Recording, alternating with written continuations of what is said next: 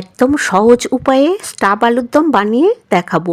আলুর ভিতরটা থাকবে সুস্বাদু পুরে ভরা আর খেতে ভীষণ ভালো হয়। খিচুড়ি বা লুচির সাথে ঠাকুরের ভোগেও দিতে পারেন। স্টাফ আলুর দম বানানোর জন্য প্রথমে একটা মশলা বানিয়ে নেব। জিরে, ধনে, মৌরি শুকনো খোলায় হালকা ভেজে নিয়ে শিলনোড়ায় বা মিক্সিতে গুঁড়ো করে তুলে রাখবো।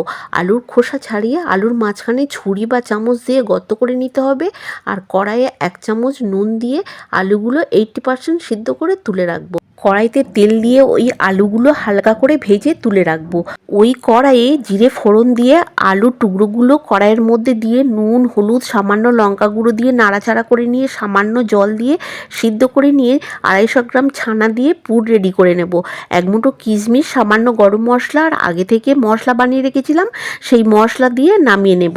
আলু জুড়িয়ে গেলে আলুর গর্তের মধ্যে পুর দিয়ে আলুগুলো রেডি করে নেব। একটা মশলা বানিয়ে নেব, তার জন্য 1 চামচ আদা বাটা, হলুদ গুঁড়ো, লঙ্কা গুঁড়ো, জিরে গুঁড়ো, ধনে গুঁড়ো আর সামান্য জল দিয়ে একটা মশলা বানিয়ে রাখবো। কড়াইয়ের মধ্যে তেজপাতা, শুকনো লঙ্কা, গোটা গরম মশলা দিয়ে দেবো, টমেটো পেস্ট আর আগে থেকে বানিয়ে রাখা মশলা দিয়ে নাড়াচাড়া করে নেব। কাজু পেস্ট আর টক দই দিয়ে স্বাদ মতো নুন আর চিনি দিয়ে সামান্য জল দেব। ঝোল ফুটে উঠলে পুর ভরা আলুগুলো দিয়ে দেবো।